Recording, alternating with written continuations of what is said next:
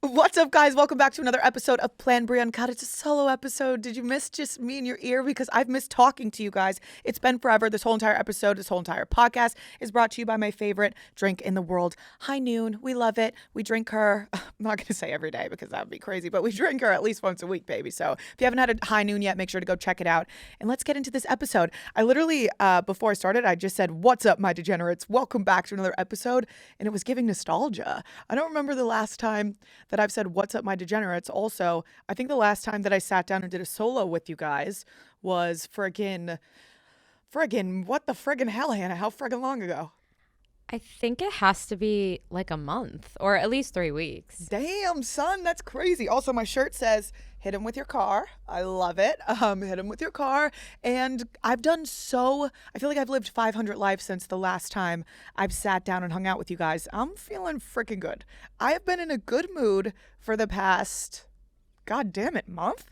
Hannah, I don't know if you've been in a good mood, buddy. I haven't seen you in a month, but man, oh man, I've been in a good mood. And I just want all y'all out there to also be in a good fucking mood. If you're listening to this on a Sunday, if you're listening to this on a Monday, a Tuesday, a Wednesday, a Thursday, a Friday, a Saturday, I want you to be in a good mood. If you're having a bad day right now, turn it the hell around, because you know what? We're literally gonna die soon.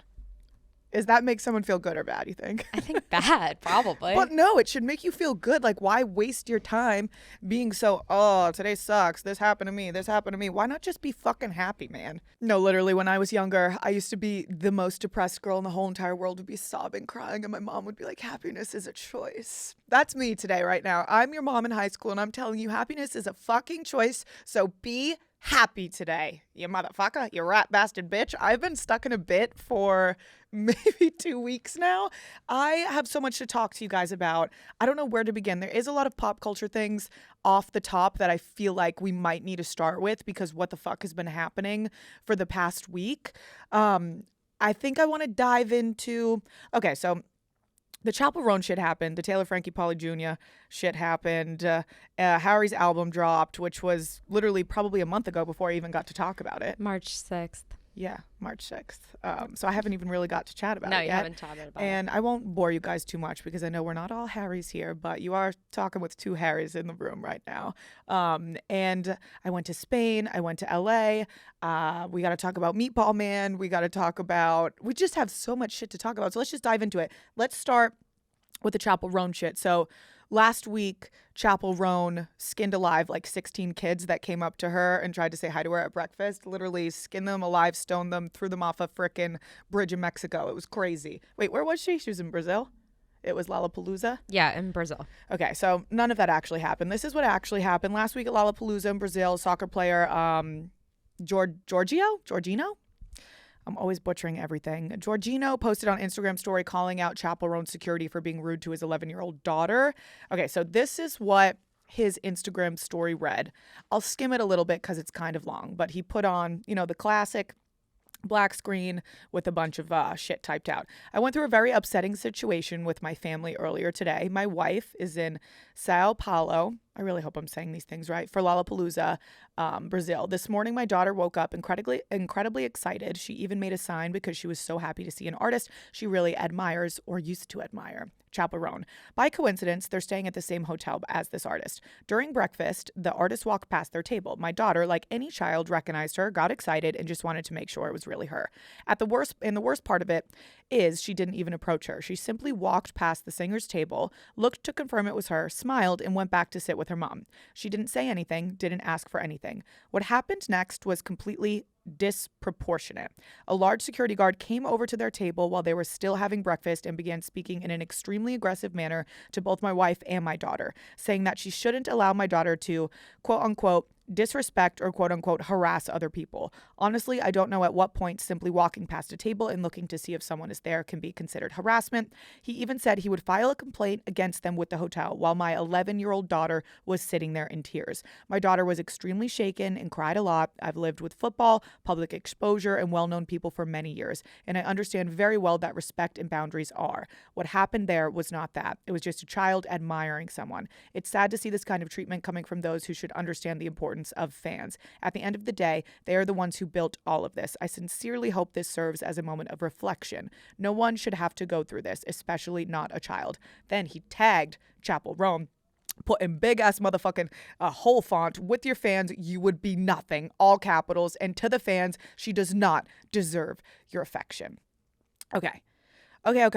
When I first saw this, my immediate reaction was Chappell Roan is the biggest bitch in the world. Because this is obviously not the first, not the second, not the third, not the fourth, literally not the fifth time that something with Chappell Roan has happened where she says that, you know, people are invading her personal privacy or her personal space. She's yelling at the paparazzi. Like just 2 weeks prior, I think, to Lollapalooza, she's out like recording all of the people saying that they're invading her privacy and that she doesn't want them there. She asked them to leave. Here's the thing. I don't know. I go back and forth with this so much because in the beginning, when it first happened, I think I was like, you know what? Fuck yeah, Chappell Roan. And then when it happened, maybe like the second time, I'm like, I don't know, dude, you're just getting more famous. Everyone else kind of just deals with it. But at the same time, you're like, maybe we should respect this person. Not respect, but, you know, maybe we should kind of listen to what she's saying. It is an invasion of privacy. People are insane. Paparazzi are super disrespectful. People are like kind of outside of her house and maybe she feels unsafe or she's just like, I don't want this around me. Like I teeter back and forth with it. But when it came to this, when I first saw it, I was like, okay, she's the worst person in the world. But then she came back and said that she didn't hire this security, that she didn't tell this security to go over to the daughter and to the mom, and that she absolutely had nothing to do with it. So that's where I'm like, one, chat, do we believe her or is she saving face right now? Two, chat, if that is true, it's really not her fault. Like I've seen it happen in so many different situations with different famous people. Security take matters into their own hands. It's even happened to me on the literal smallest scale where people are trying to come up to me or talk to me at like some of my events or the college tours, and the security would like literally get in between us and like push people away and tell them to stay the hell away. And I would get offended and upset and be like, no, I don't want that.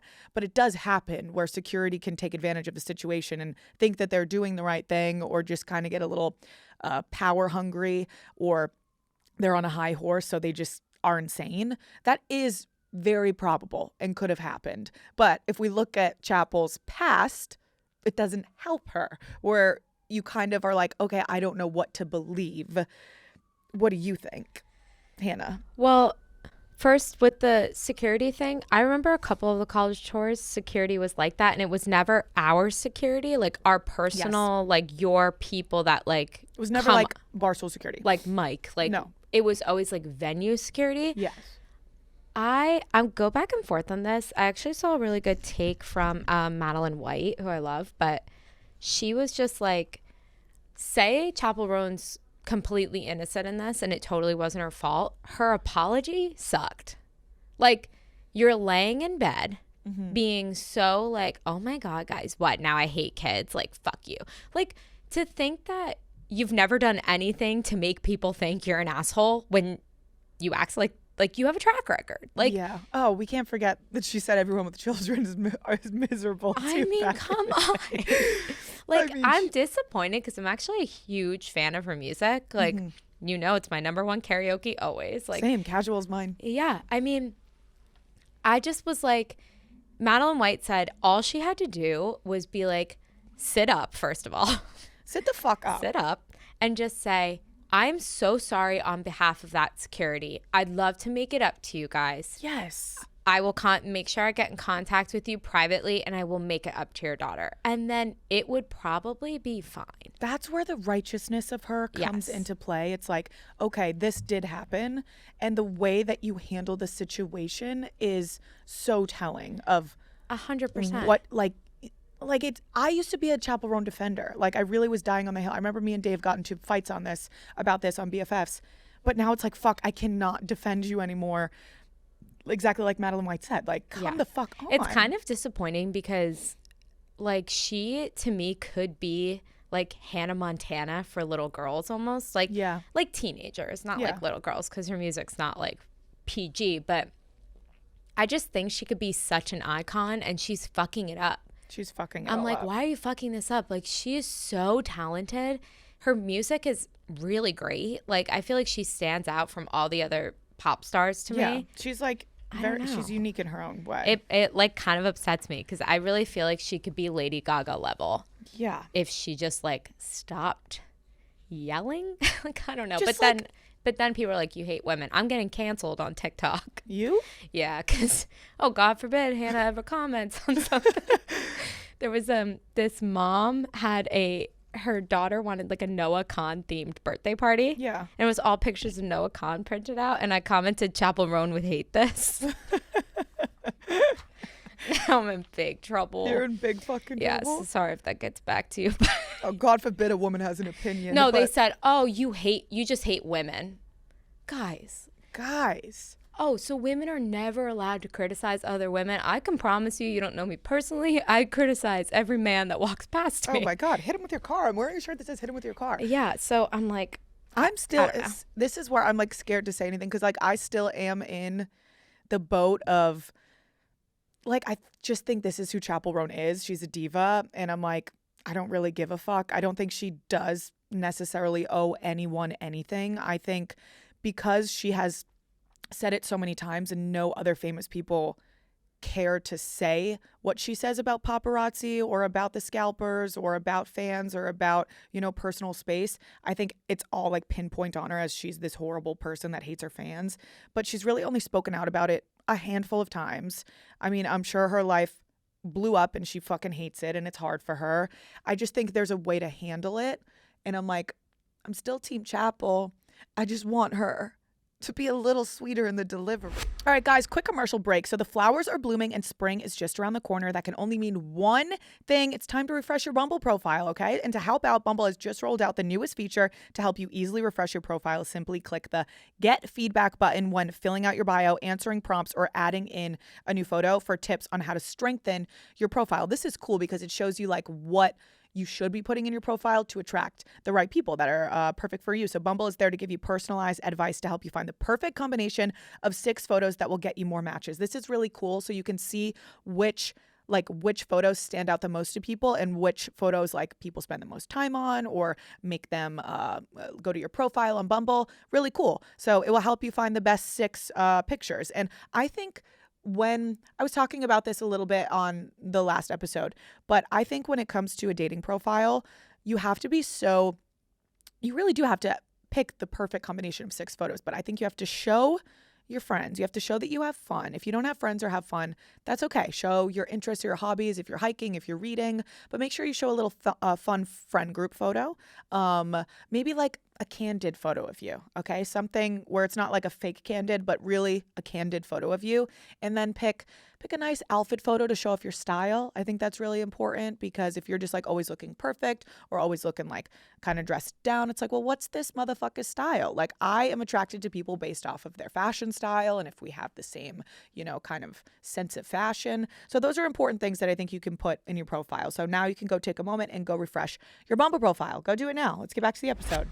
Maybe the little kid smelled like shit and was flicking boogers on her. I mean, listen. We don't know. We weren't there, but it was crazy that the mayor tweeted, right? Yeah, the mayor said she's never coming back here. The mayor tweeted, quote, I mean that as long as I'm in charge of our city, this young lady at Chappell Roan will never perform at Todo Mundo no Rio. Eduardo Cavalieri wrote, according to the English translation on X. I doubt that Shakira would do that. By the way, and he tagged the soccer player, your little one is already the guest of honor from the organization in May.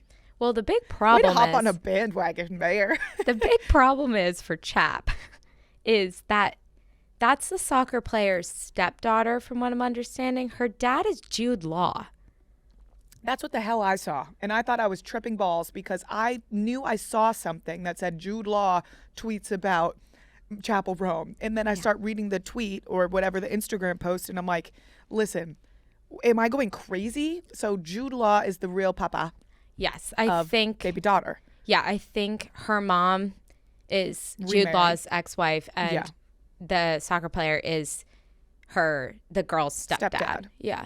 Wow. Which I wonder that's if Jude why Law will throw his gloves in. That's why she's in big fucking trouble, because like it's Jude Law's daughter. That sucks. Yeah. I think if she just was like had a different type of apology, I think this wouldn't be a big deal. I agree. Yeah. And she's like, I don't hate kids. Like, she's just being like patronizing. In her and I was like, did everyone say you hate kids? Now it's becoming a meme that she hates kids because she said that. I know. I'm like, Chappell, I really wonder what her PR, does she have PR people? I mean, they're in hell. They probably all quit yesterday. They have boils and their skin's falling off and they're just so stressed out. I'm like, listen, I'll still listen to Chap music. Yeah, but me too. I'm like, Don't girl, get me you wrong, gotta put us. Not give a fuck. Yeah, same. Like, she genuinely didn't. People are okay. If a man did this, if a man in the industry did this, there wouldn't be 2 cents about it. But because a woman did it, and because Chappell Roan has said shit in the past, and because it's easy to pick her apart because she's the mean big bitch, it's a big deal. But like, if a man said this, they'd be like, yeah, stand on your ground. I mean, Justin Bieber throws shit at people. Yeah, like, and we're like, oh my god. Like, people are acting like she killed children. Yeah. Like, that's why I keep joking, being like, Chappell Roan skinned kids alive and threw them off a balcony, because that's what the reaction you would think she did. But I think if you take yourself so seriously, which a lot of celebrities, men and women, mostly musicians, do take themselves so seriously, like, she should lean into the joke. Yeah, for sure. Be funny. Be funny about it. I'm making jokes about it. I don't give a shit. Yeah, it's funny. She really didn't do anything that maybe she was a bitch. Oh my God, sue her. Like, Jesus Christ, people are acting like she literally killed people. Speaking of another person, I guess not really in the same way, but Timothée Chalamet was America's most loved man.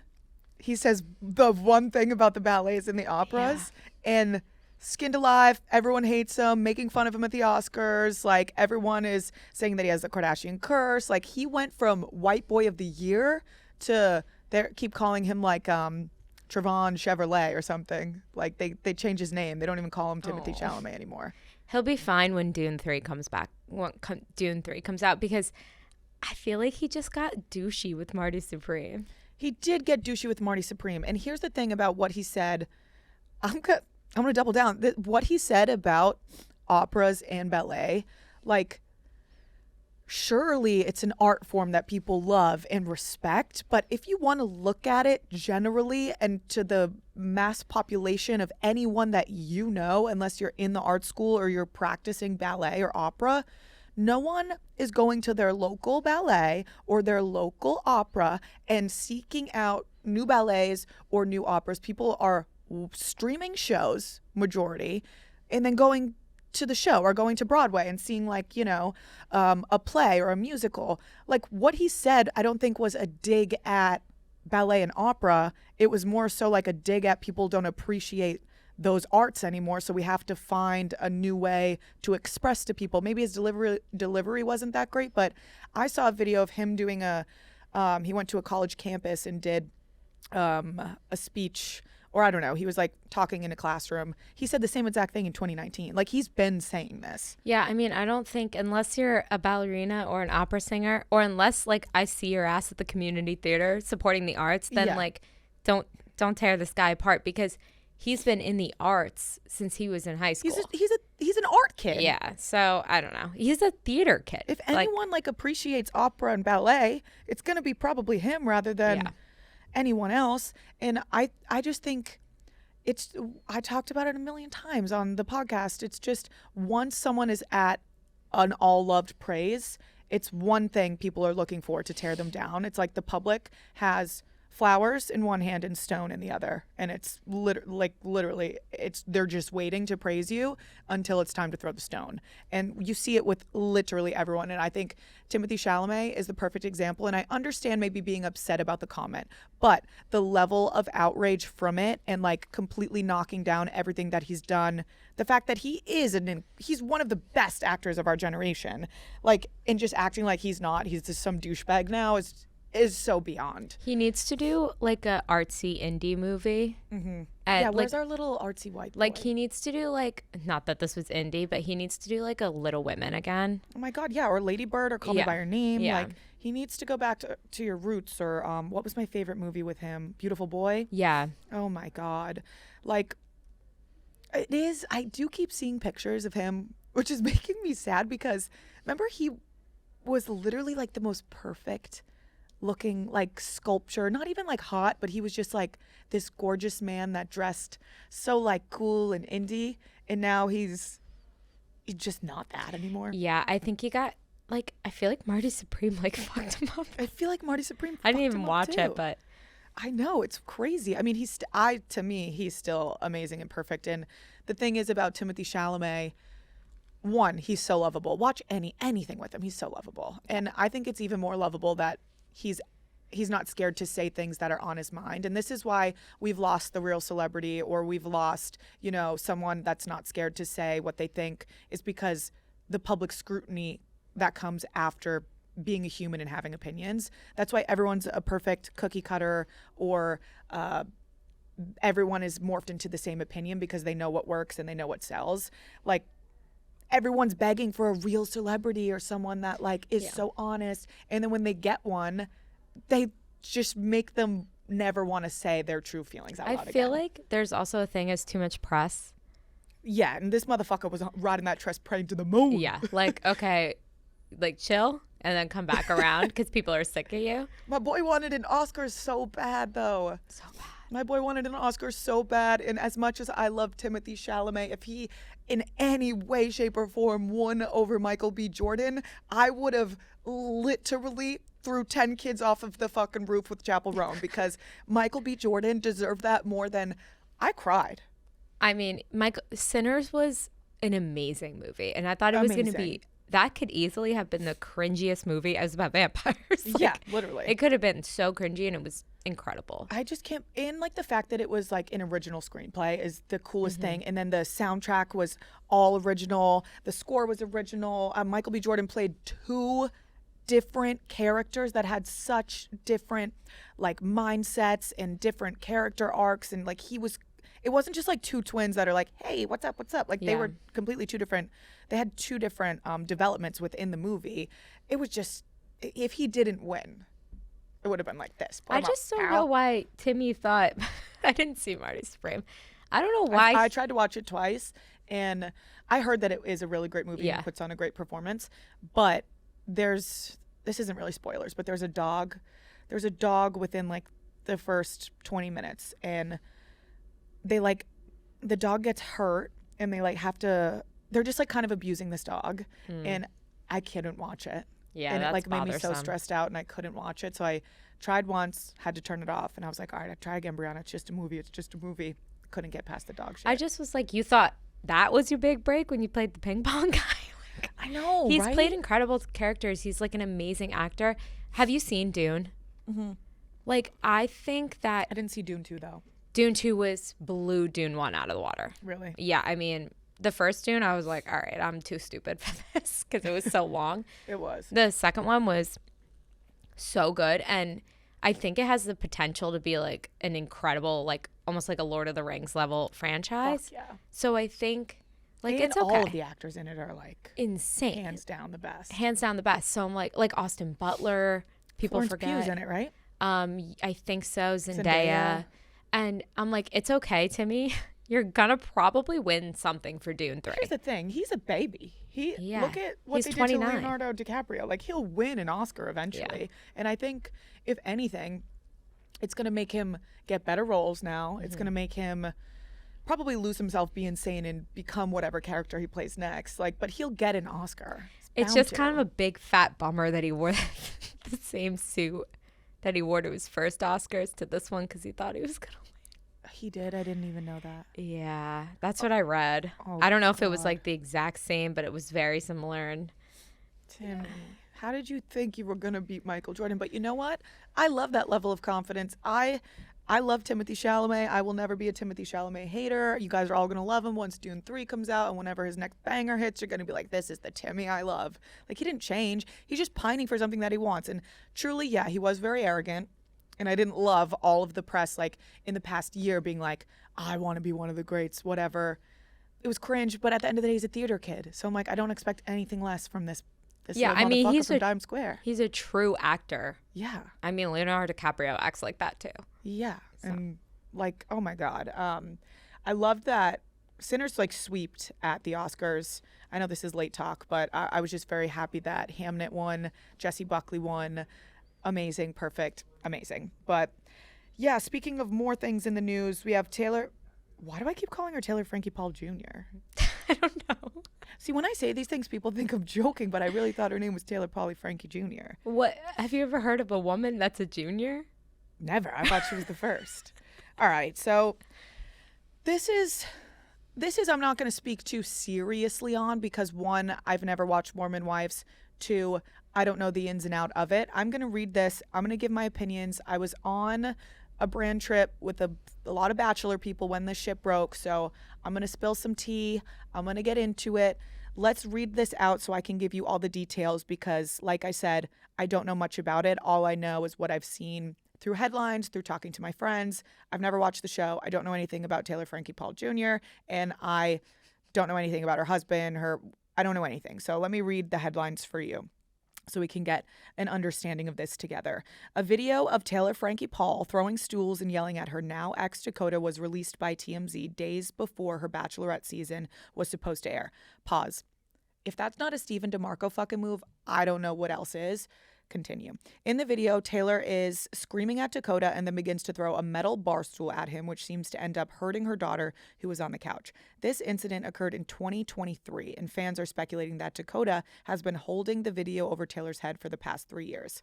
Taylor has been arrested and pleaded guilty. From the police report from 2023, her neighbor had said that she heard a woman screaming, "Get off of me," and it seemed like Dakota had locked Taylor in the garage. Her arrest from 2023 was not a secret, and she has even talked about it in the past, meaning ABC most likely knew most of the details before casting her, as they do comprehensive background checks on contestants.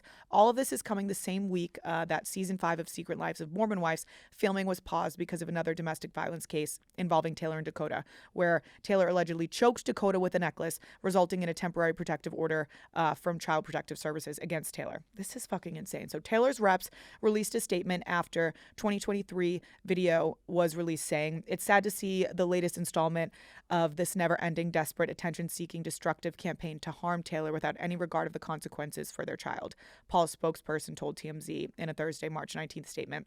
Releasing an old selective edited video on their son's birthday is a reprehensible attempt to distract from his own behavior, which I really do agree on. But quotes continue. "Thankfully, the public has seen this act before and knows who he is," Paul's reps added. "Sadly, many will recognize the pattern of manipulation both in his actions on the show and from their own experiences. The public is somewhat split on the issue, some saying they should release the Bachelorette season regardless, and others saying that she should never be on TV again. Most people seem to agree that both Taylor and Dakota are toxic and abusive people. Taylor has defended herself online as people are giving backlash to the fact that she is so active on social media in the middle of not having her kids and all of these allegations." I agree with that. It's kind of insane. It's like, get off your phone. She has said, "What do you want me to do? Stare at a wall?" Yes. Yes, I do want you to time out. It's timeout time. Like, I want you to stare at a wall, maybe reflect on everything. Here's the thing. I think that there could be so many different ways that this story has played out behind closed doors. I know that reactive abuse is something that's real. I think him holding this video over her head for years proves that she was in an abusive relationship with him. It doesn't mean that she's not abusive as well.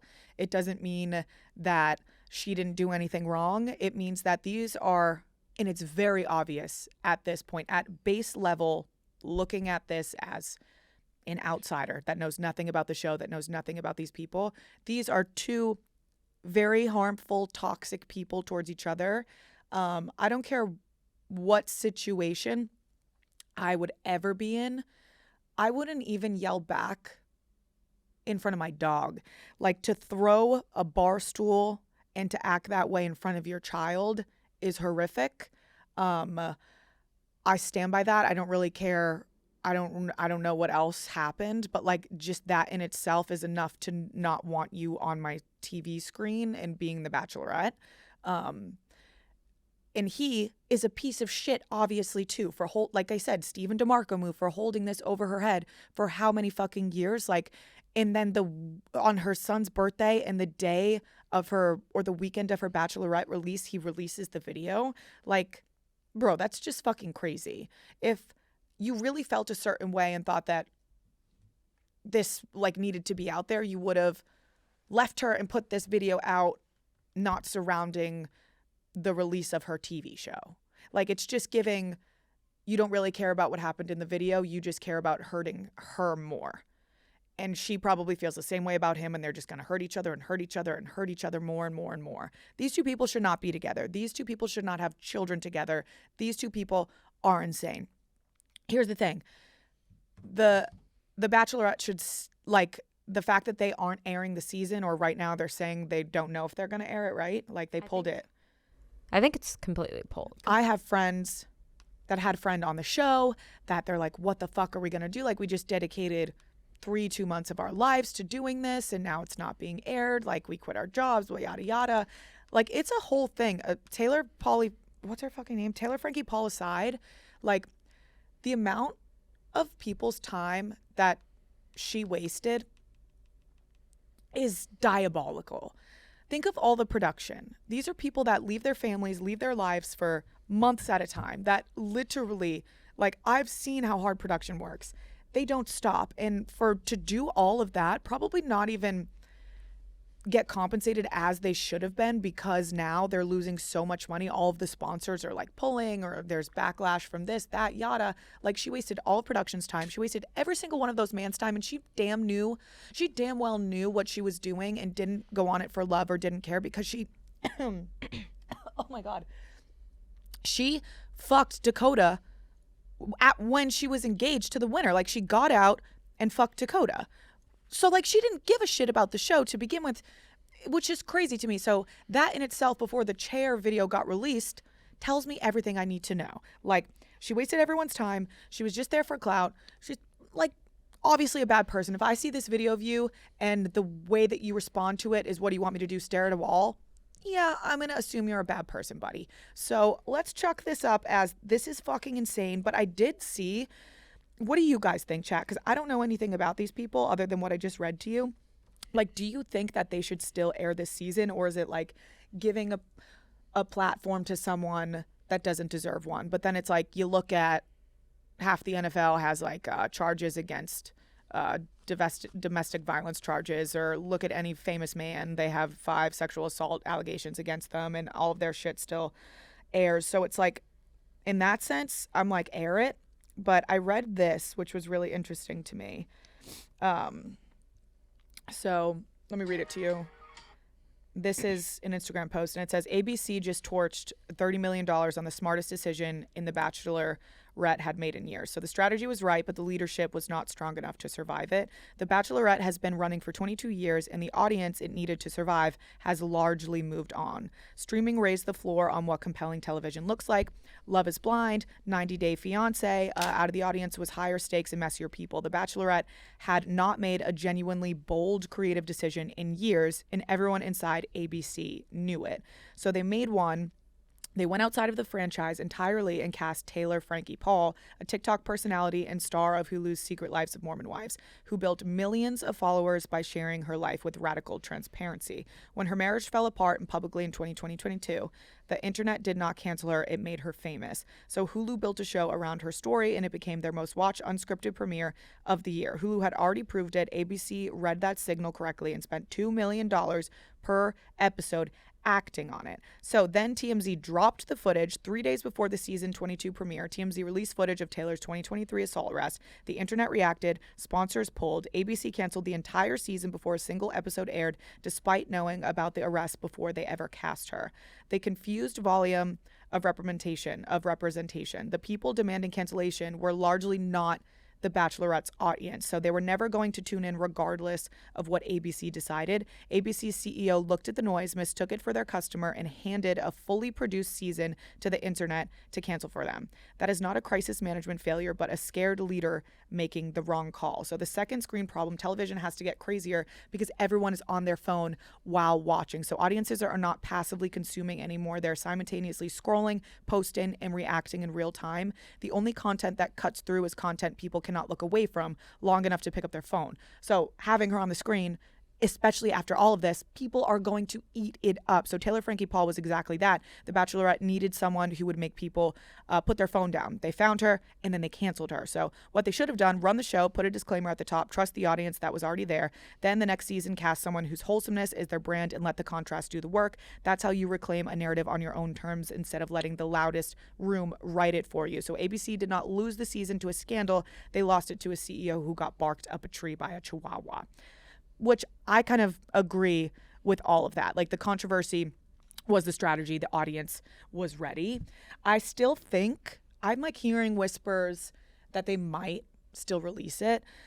But I don't know. Don't you think they would have already released it if they were going to? Wasn't it supposed to air on Sunday? Yeah, I think there's a chance that they still release it and maybe like release it in a different capacity. Like maybe they release it all at once on streaming.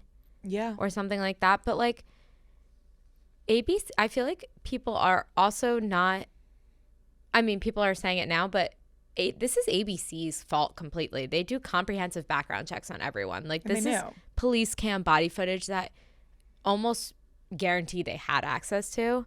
And what, the others, not the video that? No, the video. It's from 2023. And but he was holding on to it to release it. To the public. Yeah. But when you do a background check on someone, you know that they got arrested for a felony. And I'm sure they at least had the description. And it's been public that she threw bar stools. They say it all the time on Mormon Wives. Yeah, and that's insane. She has said it on a podcast. That's why I don't understand why they pulled the show. Because they fully like leaned into making someone controversial. But here's the difference between controversial and bad. Like, they could have gotten a controversial person. Like, I'm right here. Like, they could, like, seriously, like a controversial person, but that hasn't actually done anything bad, you know? Like, I agree. No one's going to post it. If I were to be the Bachelorette, no one's going to have a video of me, like, choke slamming someone, you know? Mm-hmm. Like, she had a domestic violence charge, and they made her the Bachelorette, which is, to me, like, kind of what I just read. Maybe it makes for good TV, and it's like, at what cost, and is it morally ethical, or like, do we want to stand on a moral high ground, or do we just want to make good TV and make people watch it because people already watch Mormon Wives?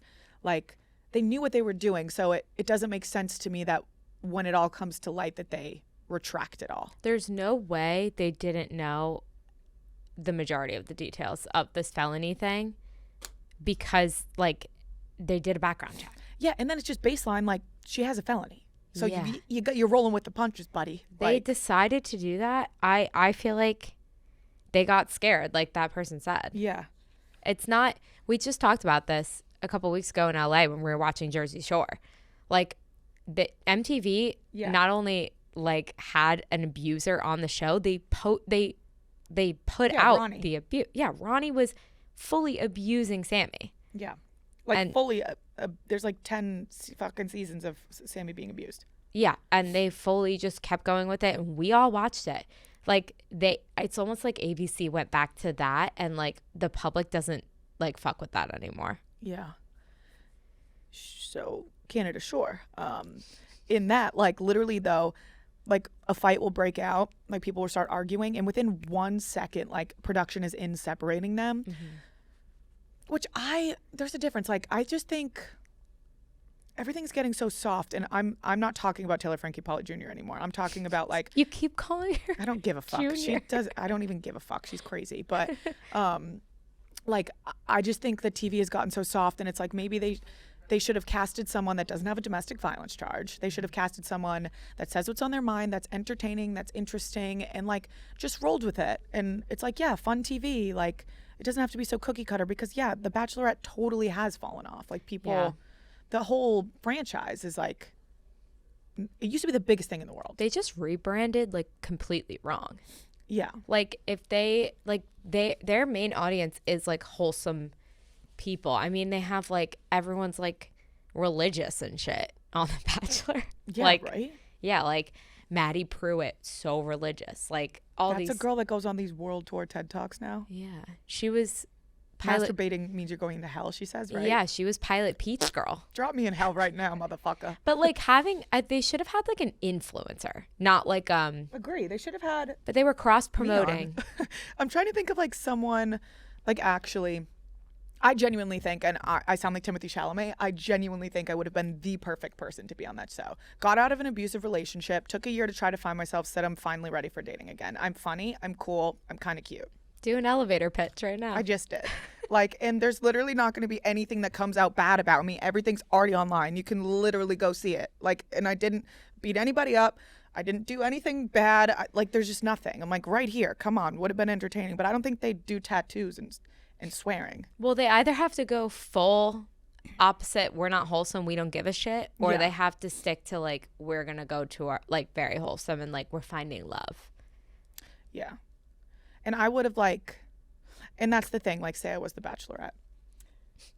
Like, guys getting out of the call, like, yeah, maybe I wouldn't be the perfect person for it, but, like, if they did it right, where they pick someone like me, and then they also bring in contestants like me, where it's, like, turning into kind of a Love Island, where it's funny people, it's cool people, and it's, like, banter rather than, like, this serious thing. I think they could completely rebrand the whole entire franchise and people will watch it like they watch Love Island again. Like, imagine it's like a Rob Roush comes out and a fucking like an Austin, and that would be cool rather than like these people that seem so like not stuck up but like stiff. Yeah, I mean, I feel like genuinely they were just trying to cross promote Secret Lives, because Secret Lives is like the biggest reality show of that capacity. Are ABC and Hulu like intertwined? Yeah. It's all owned by the same people. So this was all cross promotion. That's why they're on Dancing with the Stars. Like it's kind of all connected. So that's why it's like they knew about this. Yeah. Well, you fucked up, buddy. I was right here. I was right here and I was waiting. And now I'm talking to Meatball Man. So, you know, you missed your opportunity, because now I'm not going to be one of those douchebags that's talking to someone and then says, you know what, I'm leaving y'all for the Bachelorette. So, yep, missed the window. Just kidding. Call me. I would be so down. Okay, so that's all of the kind of crazy shit that's happened in the news. I guess there's the Baywatch reboot starring Brooke Snyder, Livy Dunn, and Noah Beck. I did get some intel that like the TikToker influencers, like they're kind of making it like they're like the main characters, but they only have a couple lines. But I don't know. That's just what I was told. Who knows if it's true. All right, guys, quick commercial break. So many things coming up, especially summer. And I think, you know, we want to look our best. We want to feel our best in summer. But when it comes to working out, I think, one, it can be stressful to fit it into your schedule. I think, two, it can be intimidating to go to some fancy, bougie gym where everyone kind of judges you or stares at you. Or, you know, it can be a little bit too expensive. Let's just be honest. Like, these gyms are out of control with the prices that they're charging people. Planet Fitness is a judgment-free environment where you're free to get strong your own way. Most of the locations are open for 24 hours. There's over 2,800 locations, and it's literally $15 a month. So if you want to start somewhere and you want to end somewhere, I would start with Planet Fitness and end with Planet Fitness. It literally can fit into anyone's schedule. There's locations everywhere and it's affordable. There's also everything that you need in the gym. We have free weights. We have all the machines. You can go do body weights. There's mirrors. There's the locker room. There's anything that you need, is from a beginner to I don't know, from level 1 fitness to level 5 fitness. Planet Fitness has got you covered. So we're going all strong on this planet. You can join today in club, online, or for free on the Planet Fitness app. Hours, amenities, and offers vary by club, so you can check out planetfitness.com or stop by your local club for more information. You must be 18 years old to enroll, or 13 to 17 with a parent or legal guardian's presence. All right, get strong. Let's get back to the episode. I don't know. I was literally right here, too. Like, I don't know why I wasn't on. Picture me running down the beach in Baywatch. I guess I'm excited for this. Noah Beck's super sexy and hot and perfect, so he deserves everything in the world. He's the nicest person I've ever met, so I hope he's, like, the main guy. Shay Mitchell's an actual actress, so I'm sure she'll be great. Baywatch is is cool and dope. The last one I watched, or the last one that they put out with The Rock, Zac Efron, the beautiful lady with the blue eyes, I don't remember her name. That's like one of the best movies ever, and it's really funny. So hopefully it lives up to that. Speaking of Brooks Nader, we were talking about this before because we were saying Coachella's coming up, and we've just been eating like absolutely crazy. And you said that Brooks Nader got liposuction, and she's talked about this. I don't know if it was recently, but I saw that she had said, like, someone asked her, what do you regret? Like, what cosmetic procedure do you regret? And she said liposuction, because she absolutely didn't need it. And it like made her have like weird dimples and stuff. Probably because if you get liposuction but you don't have a lot of fat. Yeah, it's just like muscle. Yeah, like it's just taken up, like it takes a little bit of your gallbladder and stuff. Yeah, like, I'm just personally interested in lymphatic drainage. Yeah, I want a lymphatic drainage massage. I want to go to face gym. I want facial reconstruction surgery. Like well, we have to get it all in a week and a half. So fuck. Guys, I'm so fucking stressed out. My life has been a movie lately. We went to LA. It was so fun. It was awesome. And then came back. I don't even know, man. I've just been go, go, go. And I have to move out of my apartment. I have to go. I bought a place in Florida. My friend is installing my, shout out Carson. Thank you very much. He's installing my Ring camera, right? My Ring doorbell in my house down in Florida right now. I'd never been there yet. There's not a piece of furniture in it. It's just my Ring doorbell. So like I have to go there, but I just haven't had the time yet. And I'm so stressed out. I'm going to try to find an apartment today. I have like a call with someone. I don't know, guys. I don't know what I'm doing, where I'm at right now. I'm also really, really excited for Coachella and bringing my friends again, which is going to be amazing. But I just went to Spain for a DSW trip, and it was amazing. It was the best group of girls. It was me, Kelsey Anderson, Rachel Kirkconnell, Remy Bader, Danielle Cohen, I think I'm saying her last name right, Lauren Wolf, Janae, and Kaylor. And it was so much fun. They are like the most amazing group of girls. We couldn't stop cracking up. DSW is just the best brand to work with. They were so fun. And my luggage got lost, obviously. It was 2 days late. We were only there for 3 days. So I get there, and me, Kaylor, Danielle, and Lauren all had the same flights. We get off the flight. We're so excited. I'm ready to go. I'm in Spain for the first time. We're going to Marbella. Everyone gets their bags. I'm like, what the fuck? What the fuck is going on? Because we were all on the same flight. We all had the same connecting flight in Madrid. We all were on the same flight out of New York together, and we all landed in Malaga together. I think that's where it was. I don't freaking remember. But everyone's suitcases besides mine got there. So I'm like, okay, whatever. I've never lost my suitcases before. I don't really know how it works. I just kind of wrote it off as I'm never getting these back. I was really upset because obviously all my clothes were on there. I'm on a brand trip that you're supposed to look beautiful and gorgeous on, all my makeup, all my DSW shoes, everything. So I go up to the counter with Lauren, and they're like, we'll have your luggage to you by tonight. Don't you worry. I'm like, okay, what the fuck? Like, no way. This is really happening. I try not to think too much of it. Obviously, I'm super stressed. Everyone's like looking at me like, when are you going to crash out? Like, everyone thought I was going to like throw this big hissy fit and be insane. And the whole team and all the girls were like, if there's anyone that should have lost their luggage or could have lost their luggage, thank God it was you and Kelsey, because you two are the most nonchalant, don't give a fuck people. Like, we just wore the same clothes every day, didn't do our makeup, didn't do our hair, like just asked if we could borrow some shoes, and it didn't really affect us. I was sad because I spent a lot of money on all the shit in my bags, and I was like, okay, that's my hard-earned cash. And I spent like $3,000 on clothes for the trip. The bags did come, but they didn't come until the end of the trip, so I didn't have any of my stuff, which was fine. And when the bags came, I was like, damn, I should extend my trip. And Kelsey, Rachel, and Remy were extending for a couple days in Sevilla. So I was like, girls, I'm staying with you. And they're like, thank God. So we drove to Sevilla, and we just had a girls' trip. It was so... Honestly, I needed it so bad. I needed that whole Spain trip so bad.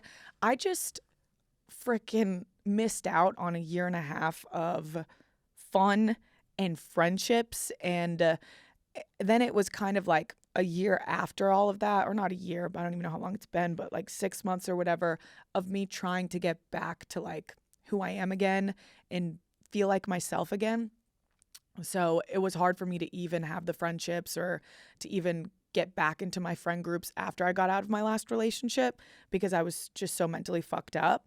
And I feel like now I'm at a point in my life where I'm back to myself, and like being on that trip reminded me of who I was. And it just felt so good to laugh and just be a girl with other girls again. I feel like it's been so long since I've been able to do that. And it just felt freaking great. Like, I just really do feel back to myself again. So thank you to that trip and those girls for just making me feel good and welcomed. And I feel like I made new best friends for life, which is so amazing. And they did the best, most random, like, pairings of girls on that trip, and it was just so fun and amazing. And I don't know if you guys saw all of our fedora bits, but we got stuck in a bit so on our way to Sevilla, we were driving from Marbella. That sounds like a riddle. But we were so hungover. So we went out to the club the night before with DSW because it was our final night. Me and Kelsey and Rachel, for some reason, were like, let's just take 1 billion shots. What the hell? I don't know what is up with me taking vodka shots now. They obviously didn't have high noons in Spain. So I was like, I don't know. I guess I'll just drink some shots because the drinks felt like they weren't strong enough. Took 1 billion shots. We got back from our hotel or from the club at like 3 a.m. I don't know. Had to pack my whole room.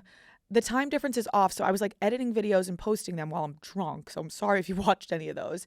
And then I fall asleep, full dress, full shoes, necklace, full dress, full slick back ponytail, full jewelry, everything. Fall asleep on top of the covers.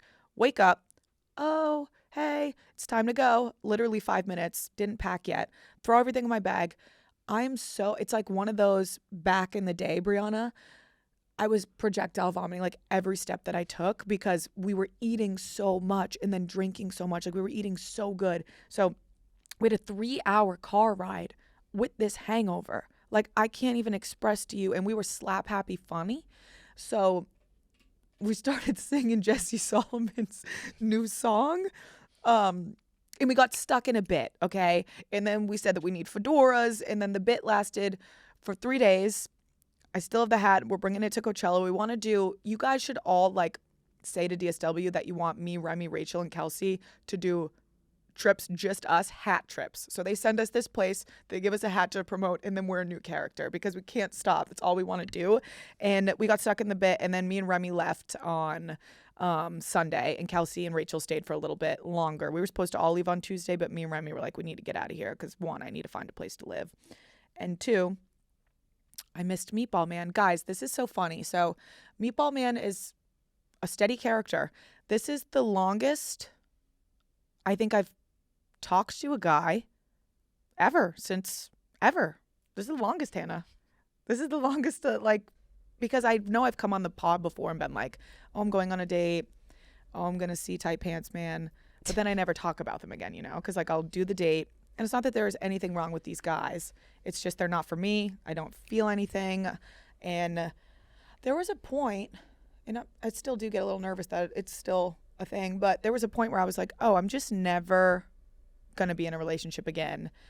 Not that this is going anywhere in that direction, but there was a point where I'm like, oh, I'm never, ever going to be capable of like being in a relationship again because I'm not going to let myself be, because I would shut everything down.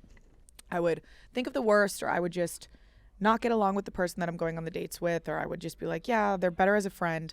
There's so many people in the past year that I've like dated, I guess, and then just made them my best friend because I just feel like I'm not capable of love anymore. But I feel like recently I have been stepping back into myself and feeling ready to test out the waters again, which is really cool. So with Meatball Man, I guess he's my first real try at like giving dating a shot. Like this is the first time I've gone on more than 2 dates with someone. I've seen the man more than like 4 times, like this is the first time I'm actually putting in the effort, answering the texts, answering the calls, like making an effort to see him, enjoying my time with him. And everyone thinks Meatball Man is West. Oh. It is. It is. Wait, what did Wes text me yesterday? There's like a video floating around about Meatball Man being West. Mm-hmm. And Wes sent it to me and said, it's so funny. Let me see. Screenshot. It's this. It's March 2026. New couple alert. Are West... Wait, let me start over. March 20th, 2026. New couple alert. Are Brianna Chicken Fry and Wes Wilson the next big thing? The next big thing. The next big thing. And then it says new couple alert. And he said, we're back. It's so funny. Now, West, he's not Meatball Man. If you really were like, you're never going to find out who Meatball Man is, which is amazing. And I'm going to keep it that way. Unfortunately, because of the last 2 years of my life, I will... And it is sad for the people that love being a part of my relationships and that are my true, like, people listening to this that are my true followers and supporters and, like, you know, have been there since my very first college relationship and went through all of my other relationships with me. It does suck that I'd never want to share a relationship again because it is so fun to let you guys in on that and, like, to introduce you to whoever I'm talking to, or... I do love couple content, to be honest, but they're over my dead fucking body. I will not post a person until I'm married. Like, I'm literally gonna step out in whenever the fuck it happens with whoever the hell it is and be like, I'm married. Like, I never want to share an inkling of a relationship again, which I think makes sense. And also, it is really nice, like, this person that Meatball Man, he doesn't know who anybody is. What have I been telling you? I know. To be with an offline guy. Doesn't have social media, like, doesn't, like, that's why I'm saying, like, no one will ever find out who he is because he's this ominous, like, I don't know. It's actually funny. Actually, if I tell them how I met him, they might figure out who he is, so I'm not going to. But, we went upstate New York together, which was like kind of a big step for me. I think that's when I realized, I might actually kind of like this guy. We were supposed to go on a different trip together, but it got canceled due to like work shit. And we decided to go upstate New York together, which is scary because we've only really ever spent like days together. We've been on dates, but we haven't spent more than like that extended period of time together. And all of my friends in New York always say that like the curse is with me is I would invite guys like tight pants guy to come stay with me or the LA guy to come stay with me like last year. And then they stay with me for more than 2 days and then I can't stand them. So I was like, they were like, Brianna, this is a curse. Don't go away with him. Like, you know what's going to happen. And I went away with him and I was like, oh, this is fine. This is good. Like I enjoyed my time. Maybe it like it wasn't always the guys. Maybe it was me. I don't know. But that was a good telltale sign. So who knows, guys, maybe this will blossom into something. And if it doesn't, I'm very proud of myself for trying. And if you guys are struggling with the same thing of, you know, getting out of a really abusive or toxic relationship and then thinking you're never going to be able to hop into one again, it took me almost as long as that bad relationship was to be able to find myself again. So don't get discouraged because I was discouraged for a while too. And I still have doubts and I still second guess everything, but at least I'm allowing myself to move forward with the self-doubt instead of locking myself away and just not even trying. So if I can do it and I'm doing it in front of billions of people, then you can do it too. I never really did an episode about like healing and moving forward, and people always ask me about it and DM me about it, and I think I would be doing you guys like a disservice if I had done it earlier because I don't think I was healed yet or really knew how to move forward. I'm trying to give myself as much time and understanding of what I went through because I kind of realize more things every single day. And if you know what I'm talking about and you were in a really traumatic relationship, you know that like as time goes on, you start to uncover everything that happened to you and like stuff that you suppressed. So I'm really trying to just like live in all of that and understand it before I come to you guys with advice. So I'll get there eventually. I think I'm like steps and steps closer. Probably by summertime, I think I will be back to 2023 Brianna, which is awesome, but I'll have a better head on my shoulders and a lot more wisdom under my belt and a lot more experience. So hang in there. It's coming eventually. And yeah, who knows? Maybe freaking this Meatball Man shit will actually end up somewhere. Harry Styles. Did I talk about this already today? No. Oh my God. Guys, I'm sweating. Okay. Well, news alert, news flash. Hannah's coming too. We're going to London. We're going to Wembley Stadium to see Harry Styles on my freaking birthday, June 17th, on my birthday. When I saw that he was playing on my birthday, I didn't care when, where, how. I was like, that's like, Hannah, like that's the best birthday. If he was playing on your birthday, you would obviously go, right? Yeah. I mean, he's not playing on my birthday. I'm seeing him 4 times. Exactly. Oh my God. Like I'm making all of my friends do a London trip, and I didn't tell anyone that, like, when I first started planning it, I didn't tell anyone that Harry Styles was playing. I was just like, I really love London, which I do. So this is like a plus. But I was like, let's all go do the London trip. And then I was like, oh, by the way, Harry Styles is playing on my birthday. So not everyone's going to come to the show because not everyone cares as much. But me, Hannah, and like 4 of my other girlfriends, we're all going to go to the Harry Styles show in New York. His new album, I mean, if you couldn't tell by all of my social media posts, like it actually makes me sweat. Me too. Like it actually, like I'm a freak about it. I haven't listened to anything. I'm not joking. I have not listened to another artist, maybe Taylor, literally maybe just Taylor, other than his new album since the second it dropped. Same. It's like, it's becoming like a problem how much I love it, and I can't stop loving it, and every day I have like a new ranking. Me I too. feel like when you told me like, oh, let's talk about Harry for the episode, come with your ranking, I literally can't because I don't have a ranking. I mean, it's just like, I love it so much. People really don't like it, which is like, I get it, because if you don't like that kind of music, like I'm actually not like a sad person music. Like I don't like sad music. Yeah. If you like really deep sad music, I can imagine you don't really like this album. Totally understandable. But the lyrics are really deep and sad. People are forgetting to understand that. I know, because like season 2 Weight Loss was at the bottom of my list. Same. And now it's like in my top 3. I literally used to, like, when I was first listening, I was like, okay. And I would be repetitively like listening to the album. I would kind of skip it or go past it. Now I'm like looking for it. Yeah, me too. I'm like, that it is a deep song, but I know I will recognize my Harry bias because Harry is my Taylor Swift. Yeah. Like I've been my fangirl has been dormant for a couple years. Well, Hannah, like I obviously Taylor, I'm obsessed with Taylor, but I think she was replacing something for me because of Harry. Like I forgot what this felt like. Well, it's different because like chills. Like I'm also like attracted to him, so like it gives me that giddy, like it makes me sick, like I'm gonna throw up on myself. Like Taylor gives me like I want to be her. I love her. I think she's the smartest, most brilliant woman.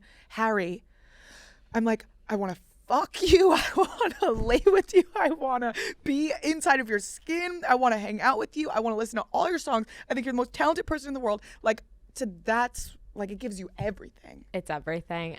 He gives us everything. He gives us everything. And people need to get off his ass. Oh, come give me these hands first. Like if you have anything bad to say about that guy, come through me first. Like what the hell? Go hate on someone else. Go hate on Chappell Roan. No, don't actually. She's a woman. Who's a man they could hate on? Go hate on any other man. He is not the man that deserves hate. Don't hate on my baby. Don't hate on my baby. Like literally that's my baby. Like I love him. Oh my God. So much. And this is so new, this sound.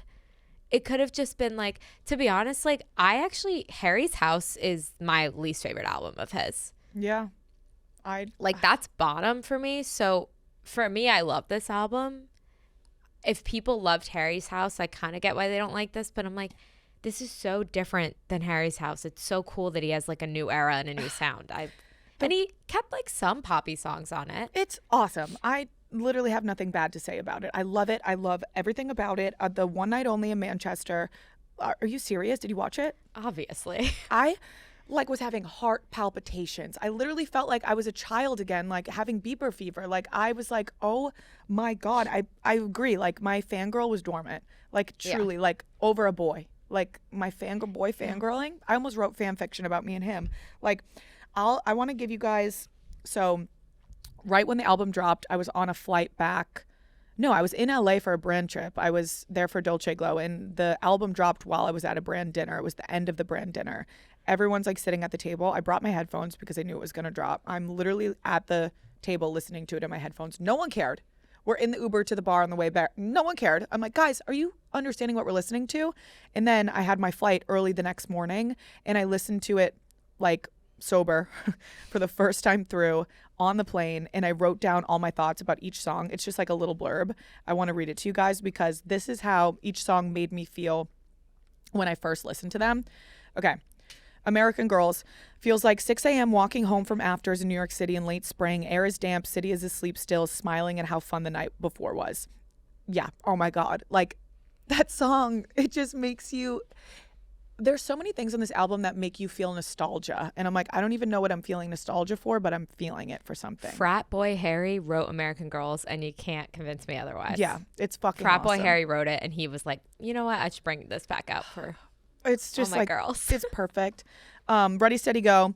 So many layers in this song. Holy fuck. Like I'm falling down a spiral staircase. Then I land in a ball pit of disco balls. Feels like I'm in a room of hundreds, but no one will look at me. Like there's so much going on and it feels like it's so chaotic and like you're the center of attention, but at the same time, no one will make eye contact with you. Like it's just like this weird, when you hear it for the first time, it made me feel weird. And now it's one of my favorite songs. Are you listening yet? I wrote sexy lyrics. Outro is unreal.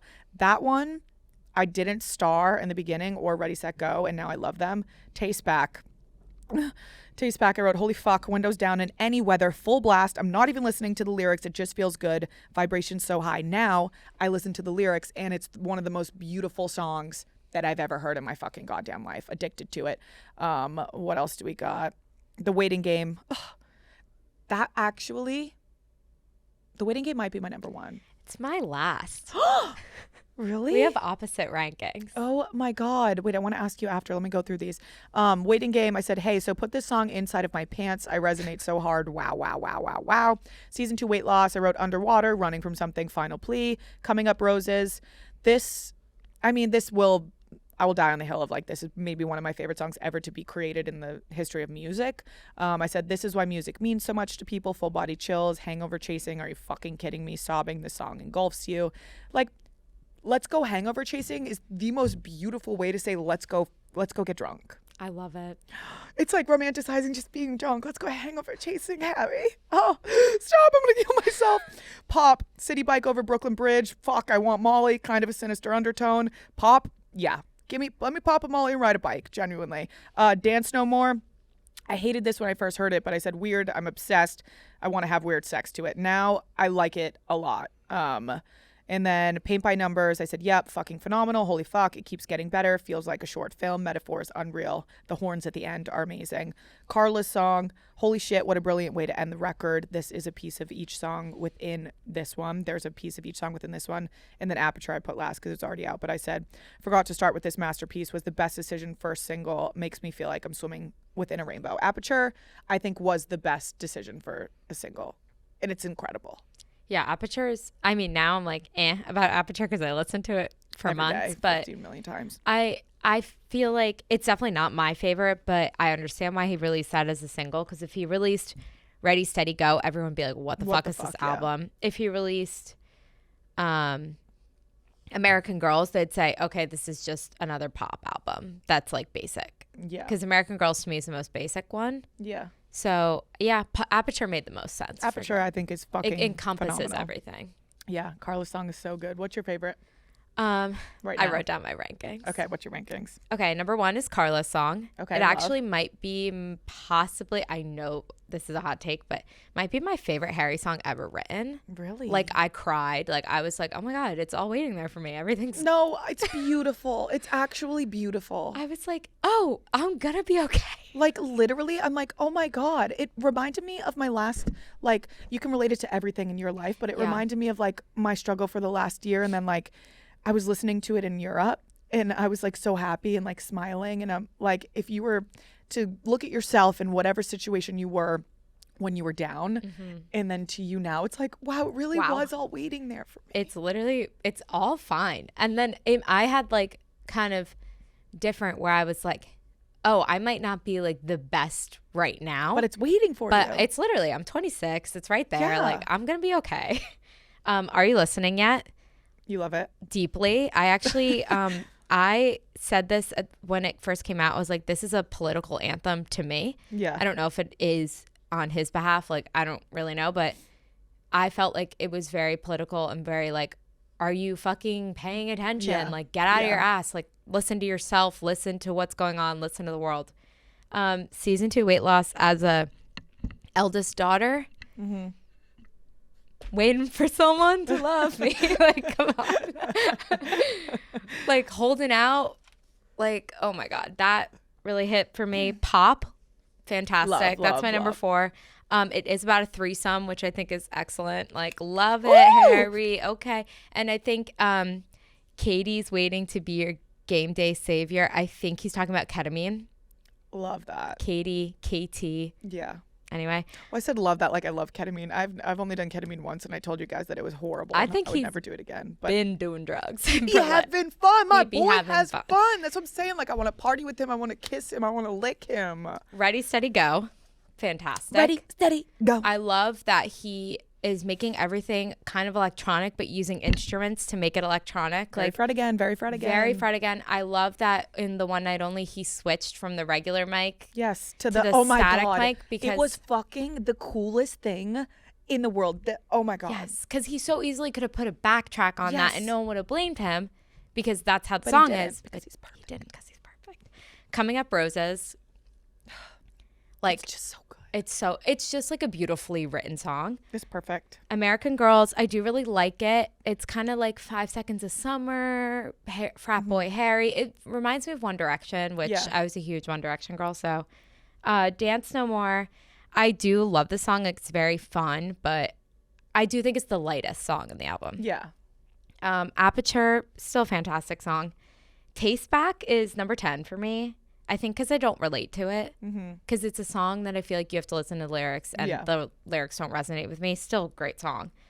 Paint by Numbers, unfortunately can't listen to because it hurts my feelings. Because I do feel like part of it is about Liam, and that's very sad. So, and then The Waiting Game's my last. Once again, to death. I actually love every song. Yeah, true. It's just. But The Waiting Game, to me, like, I think the ones that I liked the least were all similar to Harry's House. Yeah. Yeah, fair. Like the slower stuff, not for me. But. Yeah. I mean, it's all for me, but it's fucking phenomenal. Phenomenal. I'm just so happy. Sorry if I went too into it. I've been waiting to talk about it. Oh my God, no. I could talk about it. I could have done a whole episode about it, but I know that people are like, shut the fuck up. I feel like if you get it, you get it. If you listen to it once or twice and you didn't like it, to keep listening. Don't stop, because I was like, in the beginning, I actually did really love it off the bat, but I don't love it how I do now. Yeah. And like now this is a part of me, and this album will always remind me of, I mean, hopefully my life gets even better, but like this feels like one of the best years of my life, and I will have this album to remind me of it. Like whenever I hear these songs 10 years from now, I'm going to be like, oh my God, that was the best year of my life. Yeah, I agree. Which is just awesome. It's fucking phenomenal, and I love it. I loved the album rollout. I think it was awesome. Like, I love this era of Harry. Oh fuck! I got a pleasing shirt. I should have wore it. I was gonna go to the pop up. I kept trying to go, and then everything sold out by the last day. So I was like, fuck, I'm not gonna go. I mean, all of his merch is online now. No, it was like all better good stuff. I think they released the store merch. Did they? Well, it's definitely all sold out though. It might be. I mean, we have plenty of opportunity to get merch. On the Spain trip, I had a dream. You know when you have realistic dreams, because I fell asleep listening to the album, you have realistic dreams and you wake up and you're like going through whatever you went through in the dream. Like we were fully dating for like 3 years. He ghosted me, like situationship, like, and like at the end of my dream, like I was like, why won't you just fucking look at me, Harry? And then I woke up like shaking, like I just lost the love of my life. When you texted me that morning, that night, I had a dream about Harry, but we weren't dating. We just like ran into each other on the street, and then he just like really wanted to work with me. Oh my gosh. I didn't know I was even like in love with him. I thought because I don't even think I like find him that hot or anything. Not that he's not hot, but I was just like, I want to be his friend. I love him. I love him. And our relationship has gone to the next level because I'm like in love with him now. I mean, he's just like so cool. Like, I don't even know what to say. He's just so cool. Like, if I could make a man, I made him. I made Harry. No, apparently. If God could make a million Harrys. I mean, it would be amazing. Apparently, when he was doing SNL, he was walking from Brooklyn to He's ridiculous. SNL every day. And I was like, he's just like us. Like, he has so many demons. He's always running around. We wear the same running sneakers. So just want to put that out there. Like, I don't know. That's literally my man, so shut the fuck up. I mean, we both wear New Balance Fresh Foams. What the fuck? So I got New Balances too, Harry. Whatever. He's with the most gorgeous, perfect, amazing girl in the world. So. I mean, people hate them to death. But Why? People say it's not real, right? yeah, I'm It's like, not, because it's a cover for me. it's a cover for you, yeah. It's a PR stunt because he knows, like, I'm controversial. Oh my goodness gracious. I love him to freaking death. This episode was so fun. I love you guys. It's probably been you guys have been listening for too long. You're like, shut up, Brianna. Do you guys want me to do another solo next week, or do you want me to release an episode? You freaking tell me. I love you guys to death. We have a lot of fun episodes coming up, and when I go to Coachella, I'm going to be recording with my hometown friends, which is always the best, and I can't wait to keep putting more episodes out for you guys. I missed you. It feels like I haven't recorded in a while because I haven't recorded since LA. We banked a bunch of episodes and I've been busy, so this was nice to sit down and tell you every single thing on my mind. I love you guys so much, and I'll talk to you next Sunday.